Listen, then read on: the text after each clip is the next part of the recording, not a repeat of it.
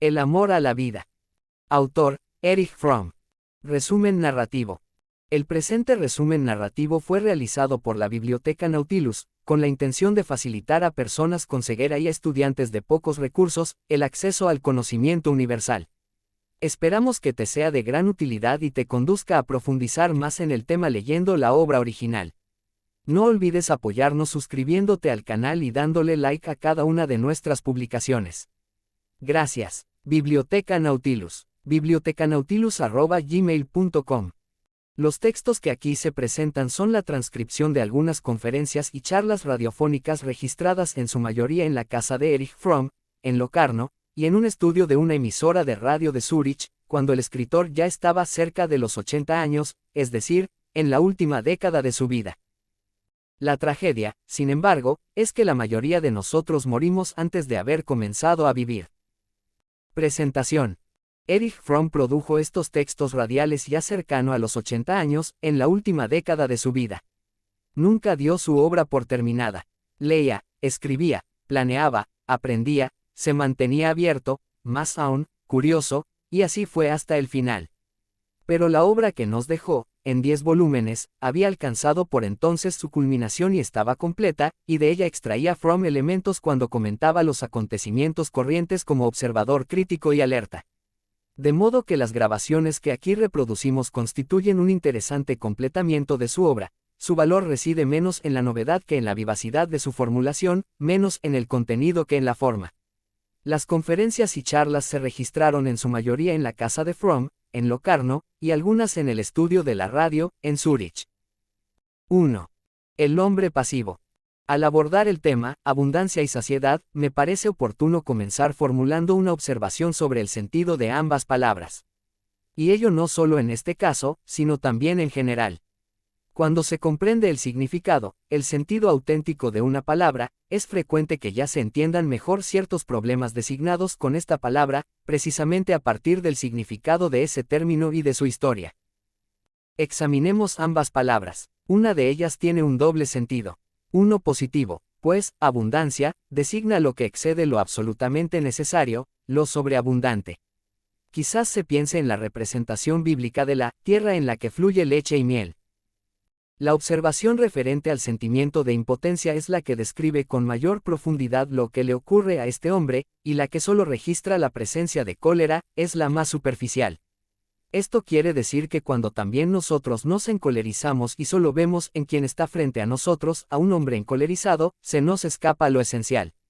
En cambio, cuando por detrás de la fachada del hombre encolerizado y atemorizado vemos al que se siente impotente, entonces nos aproximamos a él de otra manera, y puede ocurrir que su cólera se calme, al no sentirse ya amenazado.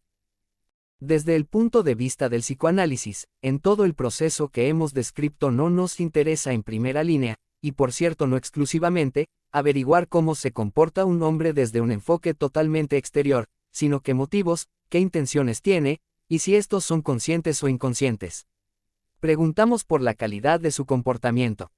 El hastío contemporáneo. Reflexionemos ahora un poco sobre la concepción clásica de la actividad y pasividad tal como la encontramos en Aristóteles, en Spinoza, en Goethe, en Marx o en muchos otros pensadores occidentales de los últimos 2 milenios. En ellos la actividad se entiende como algo que da expresión a las fuerzas íncitas en el hombre, que da vida, que ayuda a la eclosión tanto de las capacidades corporales como de las afectivas, tanto de las intelectuales como de las artísticas. Esto se puede hacer con ratas, ratones, monos, hombres, y hasta con gatos, aunque eso resulta un poco más difícil. En el caso de los hombres, es lamentablemente muy sencillo. Se cree que todo comportamiento humano se basa en gran medida en el principio de la recompensa y el castigo. Recompensar y castigar constituyen los dos grandes estímulos, y se espera que el hombre se comporte a este respecto como cualquier animal, en tanto tenderá a hacer aquello por lo que recibe elogios, y a no hacer lo que puede acarrearle un castigo. Ni siquiera es necesario que el castigo sea efectivo, bastará con la amenaza misma. Aunque es necesario que en algún caso se castigue en forma ejemplar a un par de hombres, de modo que la amenaza no parezca totalmente vacía. Y ahora el ser impulsado, observemos a un borracho. Generalmente se muestra muy activo, grita y gesticula. O pensemos en un hombre en el estado psicótico que se llama manía.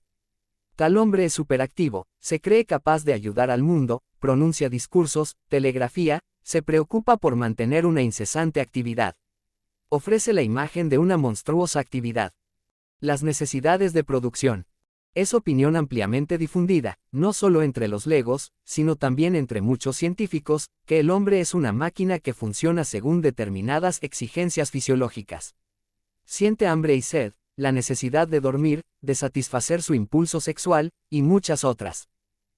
Puede haber sido así, pero con eso se aclara realmente la belleza de tales obras. Para fines mágicos no había necesidad de una pintura y una decoración tan artísticas de las cuevas y los vasos, sino que la belleza que aún hoy percibimos y gozamos se daba por añadidura. Esto significa que el hombre, más allá del interés en lo práctico, en lo telético, en el objeto de uso, tiene otro de mayor alcance.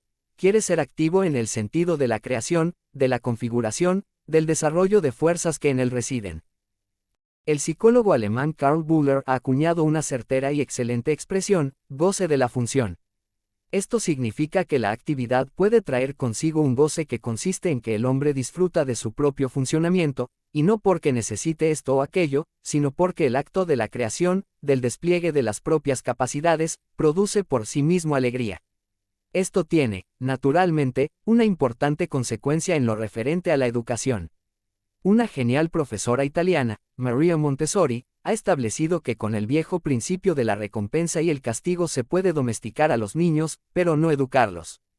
Entretanto, numerosas investigaciones demostraron que de hecho el hombre aprende mejor cuando la actividad misma produce una satisfacción inmanente. La crisis del orden patriarcal. Hemos visto que la orientación consumista crea un clima de superfluidad, de saciedad.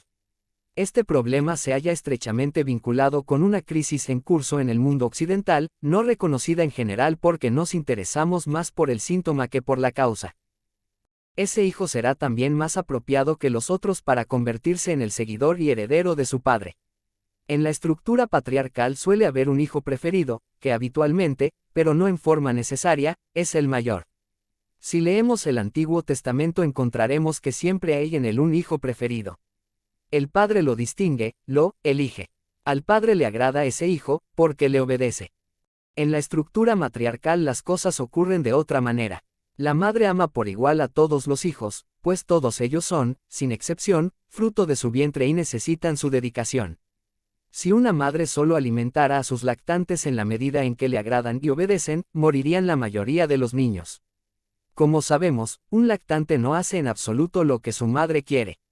Si la madre sintiera el amor a la manera patriarcal, esto significaría, desde el punto de vista biológico, fisiológico, el fin de la raza humana. La madre ama al hijo porque es su hijo, y por eso en la sociedad matriarcal no surge ninguna jerarquía, sino que se dedica el mismo amor a todos los que lo necesitan. La exposición que aquí presento se refiere, en forma muy abreviada, a Bachofen. En la sociedad patriarcal el principio supremo es el Estado, la ley, la abstracción. Y aun cuando hoy, como darwinistas convencidos, nos representamos el desarrollo del mundo y del hombre como consecuencia de la selección natural o la mutación, nos sigue pareciendo como si la tesis de un Dios creador fuera mucho más simple de captar y de admitir que el hombre, en su estado actual, es el producto de principios que vienen desarrollándose por sí mismos desde hace centenares de millones de años, y que en cierta manera están sometidos al azar o, por lo menos, a las leyes de la selección natural. La explicación que da Darwin respecto de la naturaleza parece totalmente lógica y plausible, y sin embargo se ha mantenido ajena a nuestra conciencia. El hombre ha sentido siempre la necesidad, incluso en los tiempos más primitivos, de hacerse una imagen del mundo y de su origen. Por ejemplo, la siguiente es una antiquísima imagen del origen del mundo. Alguien fue asesinado, fluyó su sangre y de esa sangre se hicieron los hombres, no los hombres, sino solo los valientes. Y los cobardes y las mujeres, esos no se hicieron de la sangre, sino de la carne de las dos piernas. Esta es la antigua versión de la teoría de Konrad Lorenz, cuando afirma que el instinto de matar, el placer de la sangre, es innato en el hombre. Contra las limitaciones del crecimiento humano. En la crisis moral por la que hoy atravesamos, la generación joven desempeña un rol muy particular. Pienso especialmente en los ya adultos radicalizados. Con la palabra radical, no me refiero a quienes así se denominan y parecen creer que la justificación de cualquier clase de violencia puede reivindicar para sí la denominación de radical. Pero es decisivo el hecho de que al ver la luz una forma de honestidad que contrasta fundamentalmente con la típica deshonestidad habitual en la estructura burguesa patriarcal, en la que siempre se debe ocultar y a raíz de ello sentirse culpable, y en la que siempre hay que aparecer como si uno fuera la encarnación misma de las buenas cualidades. No se debería conceder que a alguien nada de lo humano le es ajeno, por el hecho de que ya se encuentre al borde de la desobediencia. Pero justamente cuando uno conoce y reconoce que la realidad del hombre encierra dentro de sí tanto lo mejor como lo peor, se está volviendo hombre. En lugar de indignarse por nuestras cualidades potenciales negativas, se trata de vivenciarlas como una parte de nuestra condición de hombres. Me parece que Freud ha contribuido muchísimo a esta nueva honestidad, al formularla en una forma totalmente nueva. Antes de Freud bastaba con alegar las buenas intenciones. Desde que Freud, sin embargo, descubrió y exploró el inconsciente, ya no bastan los alegatos de intención, pues lo que interesa son los motivos inconscientes que están por detrás de las intenciones manifiestas. Y así arribamos al hecho de que no existe casi ninguna diferencia entre que alguien esté consciente de sus malas intenciones o solo sea bastante hábil como para racionalizarlas y para mentirse a sí mismo y a los demás. Sobre los orígenes de la agresión. Nadie puede sorprenderse de que en la actualidad se trate cada vez con mayor frecuencia el problema de la agresión. Tenemos guerras detrás de nosotros, vivimos guerras en el presente, y tememos ante la perspectiva de una guerra atómica para la cual se están armando todas las grandes potencias. Esta teoría podría denominarse hidráulica. Cuanto más aumenta la presión, tanto mayor es la probabilidad de que el agua o el vapor terminen estallando. Lorentz dio un ejemplo muy bueno para ilustrar esta teoría, el cuento de su tía de Viena. Esta señora tomaba cada 6 meses una sirvienta nueva, estoy hablando de los viejos tiempos. Y cuando comenzaba a trabajar la sirvienta, la señora se mostraba siempre muy contenta y tenía las más halagüeñas expectativas. Quienes hablan de una agresividad natural e innata del hombre tienden a pasar por alto que hubo muchísimas épocas de la historia social, muchísimas culturas e individuos, en que la agresividad fue extraordinariamente baja. Pero si la agresión fuera innata, eso no podría haber ocurrido. Por otra parte, los optimistas que estaban contra la guerra, a favor de la paz y de la justicia social, se inclinaban a minusvalorar al máximo, si no directamente a negar, la significación e intensidad de la agresividad humana. Puede decirse que en general los animales son muy poco agresivos, excepto en los casos en que se ven amenazados. Hay poco derramamiento de sangre entre los animales, incluso cuando luchan. Las observaciones realizadas en chimpancés, mandriles y otros primates muestran cuán extraordinariamente pacífica es en realidad la vida social de estos primates. Y podemos decir muy bien, si la humanidad tuviera el monto de agresividad que muestran los chimpancés, no deberíamos preocuparnos en absoluto por la guerra y la agresión. Los datos neurofisiológicos demuestran que tanto la agresividad del hombre como la del animal no provienen de una excitación instintiva en permanente crecimiento, que proceda en forma espontánea, sino que se movilizan por la acción de excitaciones, motivaciones, que implican una amenaza a la existencia humana o animal y a intereses vitales totalmente determinados. Pero esta teoría, hidráulica, no es solo insostenible debido a los datos neurofisiológicos, sino también por muchos otros hechos que podemos encontrar en la antropología, la paleontología y la psiquiatría, o en la psicología social. Una de las épocas más interesantes de la historia humana es la llamada Revolución Neolítica. Tuvo lugar en Asia Menor hace unos 10.000 años, con el desarrollo de la agricultura. Por lo demás, es muy verosímil, aunque no haya prueba alguna de ello, que hayan sido las mujeres las que descubrieron la agricultura. Es decir, descubrieron que también se cultiva hierba salvaje y se la puede mejorar transformándola en trigo o grano comestible. Los hombres no eran tan descubridores, o se dedicaban probablemente al mismo tiempo a la caza y a la cría de ovejas. Con la agricultura se descubrió que es posible no limitarse a comer lo que la naturaleza produce por sí misma, sino que uno puede insertarse en forma productiva en el proceso natural, y que el hombre puede producir algo con su propia razón y su propia habilidad. Esto ocurrió, como hemos dicho, hace solo unos pocos milenios. Se puede persuadir al hombre de que su vida y su libertad están amenazadas. Para ello se emplean símbolos. Al animal no se le puede lavar el cerebro porque carece de símbolos y de palabras. Si se convence a un hombre de que está amenazado, su reacción subjetiva será la misma que si estuviera realmente amenazado, pues sus reacciones no diferirán en nada por el hecho de que solo crea que está amenazado. No necesito extenderme aplicando en cuántos casos pudieron producirse guerras mediante el recurso de convencer a los hombres de que estaban amenazados. Calígula, el emperador romano, un tirano, tiene un poder ilimitado. Al comienzo quizás no haya sido para nada tan distinto de los demás hombres, pero luego llega a una situación en la que siente que él está realmente fuera de las condiciones normales de la existencia humana, por lo tanto, su poder es ilimitado. Así, empieza seduciendo a las mujeres de sus amigos. Estos lo saben, no solo porque lo han descubierto, sino que Calígula se lo hace notar claramente. Pero tienen que seguir tratándolo, mostrarse corteses y sonreír. Encontramos muy frecuentemente este afán controlador también en los burócratas. Quiero dar un ejemplo muy simple, que seguramente todos hemos observado a menudo. Pensemos en el hombre que atiende la ventanilla en una oficina de correos. Ha habido en el lugar una cola de 15 personas esperando, y alrededor de las 6, hora de cierre, aún esperan 2.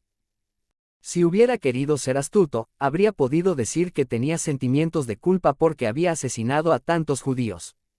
Pero era del todo franco, y eso le resultaba totalmente natural, pues había transgredido el orden. El burócrata solo conoce un pecado, la transgresión del orden, el contravenir las reglas. Finalmente, también es típico del carácter sádico el sometimiento. El sádico desea controlar al débil, pero tiene tan poca vida en sí que no puede vivir sin someterse a uno más fuerte. El sueño es el lenguaje del hombre universal.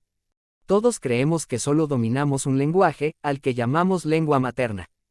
Quizás hayamos aprendido también otras lenguas, francés, inglés, italiano. Pero olvidamos que todos hablamos también otro lenguaje, el de los sueños, que es muy extraordinario. Se trata de un lenguaje universal, que aparece en todas las épocas de la historia humana y en todas las culturas. El lenguaje de los sueños de un primitivo, el del faraón en la Biblia, el de un habitante de Stuttgart o de Nueva York, es casi el mismo. Lo hablamos todas las noches. Aunque en la mayoría de los casos olvidamos lo que hemos soñado, y entonces sostenemos que no hemos soñado, la verdad es que soñamos noche tras noche. ¿Cuáles son las peculiaridades de ese lenguaje de los sueños? En primer lugar, es precisamente un lenguaje nocturno, un lenguaje del dormir. Es más o menos como si solo pudiéramos hablar francés de noche y de día no entendiéramos ni una palabra de esa lengua. Además, se trata de un lenguaje simbólico. ¿Significa eso que somos irracionales e instintivos en el sueño? Muchas veces, por cierto, pero de ninguna manera siempre, ni siquiera en la mayoría de los casos, aunque Freud haya creído que el sueño siempre expresa lo irracional contra lo racional. Tenemos sin embargo con mucha frecuencia durante el sueño, según hemos dicho, una gran penetración, una mayor sabiduría, porque somos independientes, porque podemos ver y sentir sin anteojeras. Incluso en el sueño censuramos nuestro ensueño si no nos atrevemos a tomarnos la libertad propia de los sueños, sino que cambiamos y ocultamos el verdadero contenido onírico tal como hace alguien que no quiere que otro entienda lo que quiere realmente decir. La psicología de hoy y la anterior. ¿Quiénes son los no psicólogos? ¿Y qué es la psicología? Es fácil contestar a la pregunta sobre quiénes no son psicólogos, y la respuesta parece simple: son los que no estudiaron psicología, quienes no poseen el título académico de psicólogo. Presentaré ahora algunos ejemplos muy breves de esta psicología premoderna. El budismo tiene una psicología muy amplia y sumamente complicada. Aristóteles escribió un manual de psicología, solo que le llamó ética. Los estoicos desarrollaron una psicología extremadamente interesante. Muchos de los lectores conocerán quizás las Meditaciones de Marco Aurelio.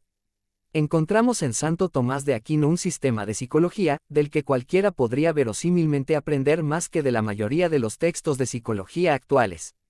Allí se encuentran las más interesantes y profundas discusiones y análisis de conceptos como narcisismo, soberbia, humildad, modestia, sentimientos de inferioridad, y muchos más. Algo similar ocurre con Spinoza, que escribió una psicología y, como Aristóteles, la llamó ética. La otra dificultad de esta teoría consiste en que ciertos instintos, en muchos hombres y muchas culturas, tienen notable intensidad, y en cambio en otros están muy poco desarrollados. Hay por ejemplo razas primitivas que son extraordinariamente agresivas, pero otras, en cambio, no manifiestan absolutamente ninguna agresividad.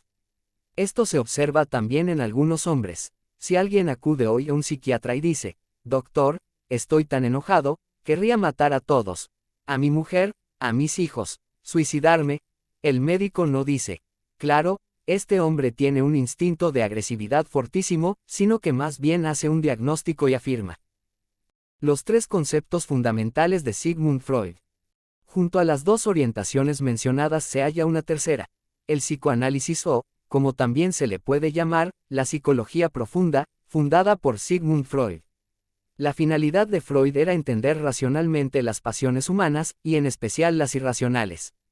Él quería comprender cuáles son las causas, las condiciones en que surge el odio, el amor, la sumisión, la destructividad, la envidia, los celos, es decir, todas las pasiones que los grandes escritores han tratado tan cruda y francamente en sus dramas y novelas.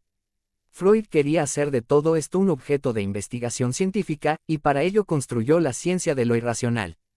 Quería captar lo irracional no en forma artística sino racional.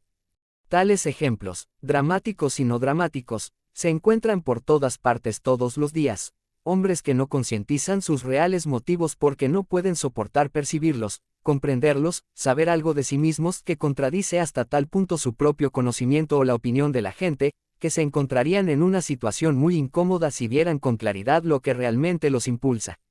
Así, prefieren no ser conscientes de ello y evitar el conflicto con una parte de sí mismos, con su mejor yo, o si no, con lo que piensan la mayoría de los hombres decentes. Pero ahora se muestra una consecuencia muy interesante de la represión. Cuando se le señala a alguien cuáles son los reales motivos de su conducta, éste reacciona con lo que Freud ha denominado resistencia, se defiende contra la información. Hasta rechaza con la mayor violencia la información que se le ofrece de buena voluntad y en su interés. No desea percibir su propia realidad interna. Se comporta frente a esta información no como lo hace, por ejemplo, un automovilista al que otro le avisa que tiene una puerta abierta o que sus luces no funcionan, este agradece la información. Desarrollos ulteriores del psicoanálisis. Me parece que se puede exponer en forma bastante simple el panorama de las diversas escuelas psicoanalíticas y de su desarrollo, e incluso su futuro. El primero que amplió el desarrollo del psicoanálisis fue Sigmund Freud mismo. Laing fue quien logró los mayores avances en este sentido, pues logró percibir con toda claridad la relación existente entre la esquizofrenia como enfermedad individual con la situación social, no solo dentro de la familia, sino también dentro de la sociedad. Es similar la teoría que desarrollaron una serie de otros psicoanalistas. Las teorías de Fairbairn, Guntrip, Balint y mi propia obra reposan sobre los mismos fundamentos, pero no se refieren especialmente a la esquizofrenia y apuntan particularmente a las fuerzas sociales y éticas que actúan en la constitución de las relaciones interhumanas. Luego de haber tratado los más importantes progresos y el desarrollo del psicoanálisis, surge ahora la última e importante pregunta: ¿qué ocurrirá con el futuro del psicoanálisis? Querría decir algo sobre la cuestión, aunque no me resulta fácil, pues en este punto las opiniones difieren extraordinariamente. Sintetizando, se las podría agrupar en dos posiciones extremas. Unos dicen, el análisis es inútil, no registra ningún éxito, es indiferente que alguien intente curarse psicoanalizándose o no lo haga. Y el otro extremo, el análisis es una panacea y la solución de todos los problemas anímicos, y si alguien tiene dificultades debe tenderse en el diván y hacerse analizar por 3 o 4 años. Schultz, Dr. Fromm, nos hemos propuesto mantener una conversación, no una entrevista sino un intercambio de ideas, una charla sin tema, sin un fin determinado, y por otra parte sin preparación alguna, solo por el placer del diálogo. Fromm, a mí me parece extraordinariamente lamentable, y ello tanto más, por ser solo un síntoma de un defecto de nuestra cultura, que es por cierto penoso, pero también puede llegar a ser mortal. Quizás podría expresarlo así: cada vez más nos limitamos a hacer lo que tiene un fin, aquello de lo que resulta algo. Y al final, ¿qué es eso? Resulta ser dinero, o fama, o ascenso socioeconómico, pero el hombre piensa cada vez menos en hacer algo que no tenga absolutamente ningún fin. Ha olvidado que eso es posible, y hasta deseable y, ante todo, hermoso. Lo más bello que hay en la vida es exteriorizar las propias fuerzas, y no para un determinado fin, sino por el acto mismo. Como en el caso del amor, que no tiene ningún fin, aunque muchas personas digan, naturalmente que tiene un fin. Tiene el fin de procurar satisfacción sexual o de llevar al matrimonio, de tener hijos y de constituir una vida burguesa normal. Esos son los fines del amor. Schultz, a instintos atávicos. Fromm, la televisión me transforma en una especie de Dios. Yo suprimo la realidad que de hecho me rodea y, en lugar de ella me creo una nueva que surge cuando oprimo el botón. Estoy cercano a Dios, el Creador. Este es mi mundo. Me viene a la memoria un pequeño relato que tiene el mérito de ser verdadero y que expresa esto de una manera muy precisa. CQD ha tratado en la Radio Sur de Alemania una larga serie de temas que podrían ser objeto de cursos universitarios, quizás en un lenguaje un poco simple, que solo habla en su favor, pero esa es precisamente, en mi opinión, una tarea eminente de la radio, que adquiere el carácter de función fundamentalmente educativa, y pienso, ante todo, que lo que UD dice acerca de la concentración es muy importante. Resulta por cierto muy sorprendente en qué medida el hombre actual piensa, vive y también trabaja en forma no concentrada. El trabajo es tan fragmentado, tan disperso, que generalmente produce solo una concentración mecánica y parcial, pero no plena ni que requiera la participación de todo el hombre. Resumiendo, el trabajador en serie, que siempre aprieta el mismo tornillo, debe concentrarse, seguir el ritmo, pero ese tipo de concentración limitada es algo totalmente distinto de una auténtica reunión de todos los sentidos del hombre para oír sin pensar al mismo tiempo en otra cosa, sin tener que ejecutar siempre 5 cosas a la vez porque nada lo satisface. Fromm, hasta hoy, recuerdo cuando tenía 10 o 12 años.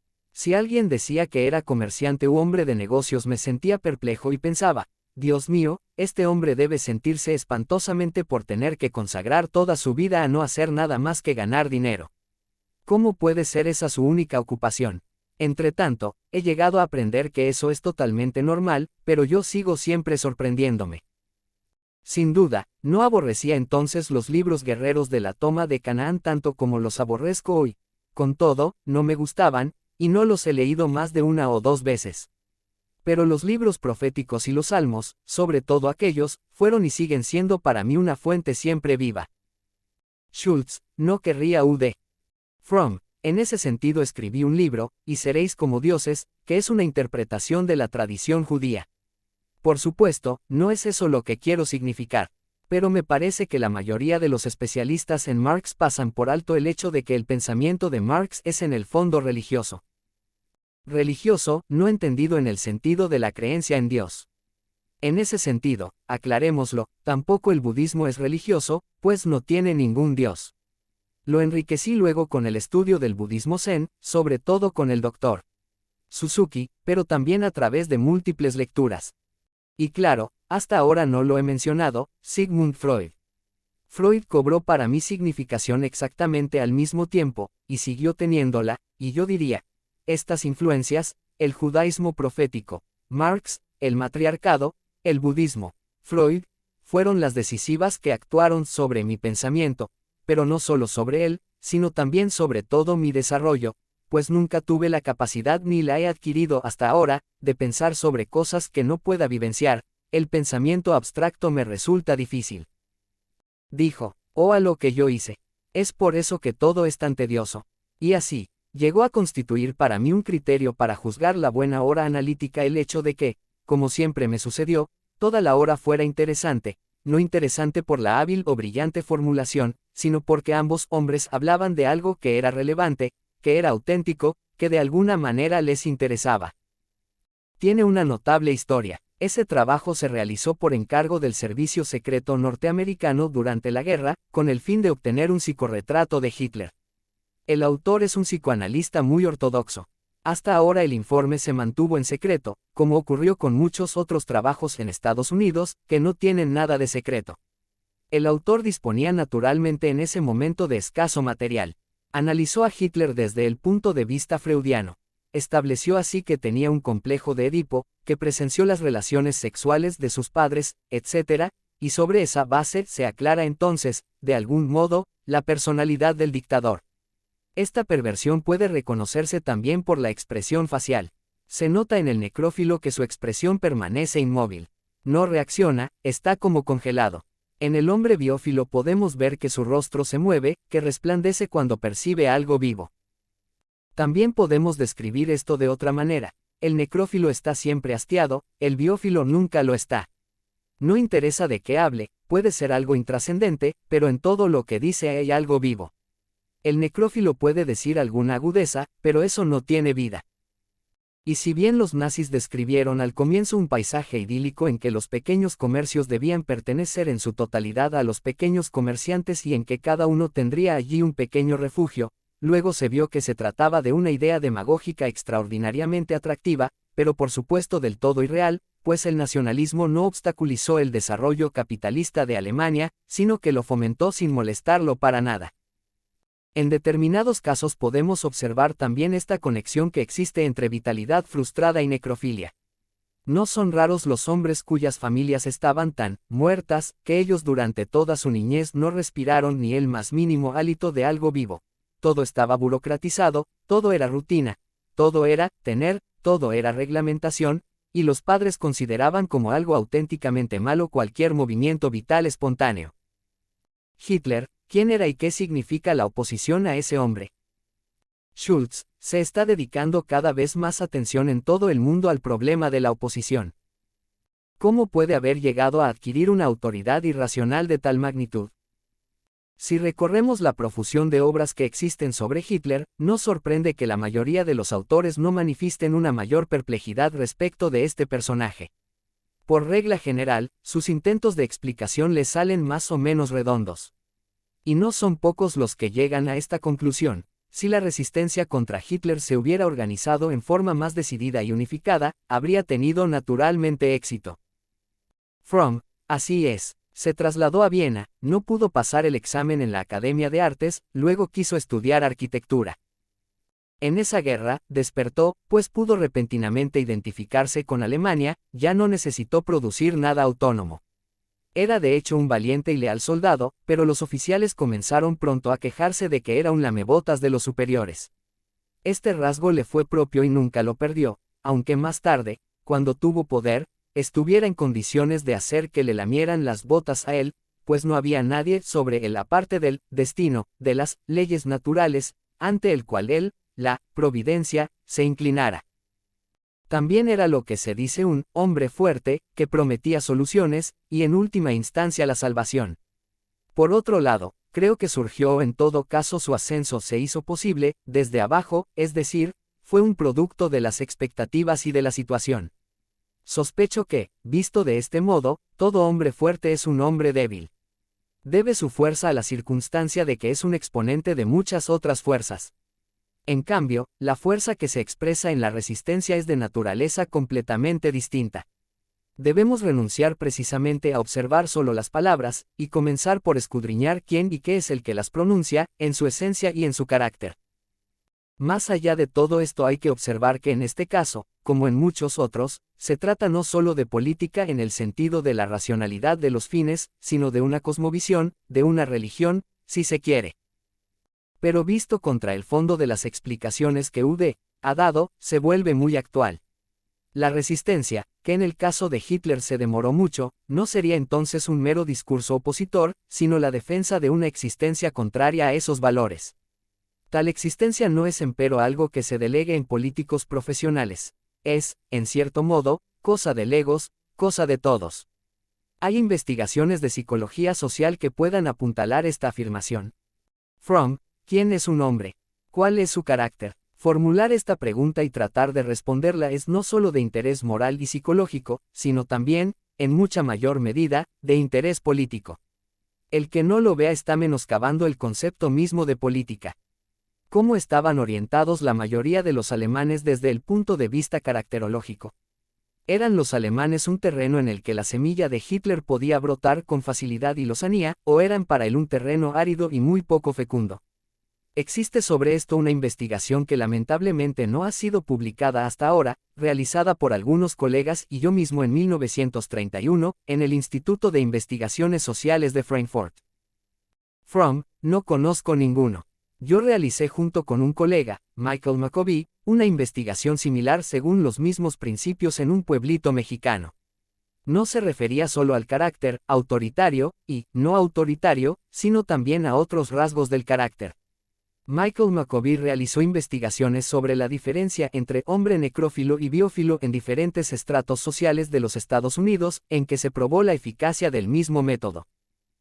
Pero no hay que olvidar una cosa, que para la aplicación de la caracterología se requiere coraje, pues decir, esta orientación política, sus ideas, son buenas y nos ayudan, es cosa simple. Pero decir, este hombre es un embustero, su política se propone la destrucción, sus fines son totalmente distintos de lo que nos dice, su visión es una forma de cosmovisión o religión que contradice todo lo que consideramos bueno, es algo que requiere coraje, pues estas son afirmaciones que a menudo no se pueden probar en forma simple y rápida, ya que las interrelaciones de la estructura caracterológica son extraordinariamente complicadas. La actualidad de los escritos proféticos. No, pues los profetas no son deterministas, no eliminan la voluntad del hombre de estructurar su vida y su historia. No preanuncian nada, sino simplemente anuncian. O también podría decirse, son anunciadores de la verdad, aunque no en el sentido que se da habitualmente a la palabra. Su verdad es que el hombre puede y debe decidir entre alternativas, pero que esas alternativas, como tales, están determinadas. Por lo tanto, no es el hombre lo que está determinado, sino que las alternativas entre las cuales éste debe decidir, si están realmente determinadas. En la época bíblica, en los tiempos en que hablaron los profetas, la alternativa era, o la adoración del poderío de Estado, del suelo, de todo aquello en pro de lo cual estaban los ídolos, o la destrucción del Estado y la dispersión de sus habitantes. El pueblo debía decidir entre estas alternativas, y los profetas plantearon esas alternativas. Se trata del fin que, como dicen los profetas, busca el pleno conocimiento de Dios, o, para decirlo de una manera no teológica, el fin de que el hombre desarrolle totalmente sus fuerzas anímicas, su vida y su razón, tenga su centro en sí mismo y sea libre de llegar a ser del todo lo que puede ser como hombre. ¿Quién es el hombre? La pregunta, ¿quién es el hombre?, lleva inmediatamente al núcleo del problema. Si el hombre fuera una cosa, se podría preguntar qué es y definirlo como se define a un objeto de la naturaleza o a un producto industrial. Pero el hombre no es una cosa y tampoco se lo puede definir como una cosa. No obstante, muy a menudo se ve al hombre como una cosa. Se dice de él que es un obrero, un director de fábrica, un médico, etc., con lo que, sin embargo, se designa únicamente su función social, es decir, se define al hombre según su posición social. El hombre no es una cosa, sino un ser viviente, que está siguiendo un continuo proceso de desarrollo. En cada punto de su vida aún no es lo que puede ser y lo que posiblemente será. Al hombre no se lo puede definir, por cierto, como una mesa o como un reloj, pero tampoco es totalmente indefinible. Podemos decir algo más sobre él, y no solo que no es una cosa sino un proceso viviente. El aspecto más importante para una definición del hombre es que éste, con su pensamiento, puede ir más allá de la mera satisfacción de sus necesidades. Hasta que no nos resolvamos a realizar confesiones de culpa nacional, los hombres seguirán persistiendo en sus actitudes tradicionales y tendrán una aguda sensibilidad para las transgresiones de los enemigos, pero serán ciegos para las de su propio pueblo. ¿Por qué querría alguien convertir a otro en tullido? La respuesta a esta pregunta hay que buscarla en lo que hemos dicho acerca del actual canibalismo. Un hombre psíquicamente tullido es más fácil de explotar que un hombre fuerte. El fuerte puede rechazar los ataques, el débil no, está entregado indefenso a la malevolencia del más fuerte. La ganancia es únicamente una señal de conducta económica exitosa y, por ende, una medida de la habilidad comercial. El cuarto valor, el de competencia, es un rasgo distintivo clásico de la sociedad industrial. Resumen narrativo. El presente resumen narrativo fue realizado por la Biblioteca Nautilus, con la intención de facilitar a personas con ceguera y a estudiantes de pocos recursos, el acceso al conocimiento universal. Esperamos que te sea de gran utilidad y te conduzca a profundizar más en el tema leyendo la obra original. No olvides apoyarnos suscribiéndote al canal y dándole like a cada una de nuestras publicaciones. Gracias. Biblioteca Nautilus. bibliotecanautilus@gmail.com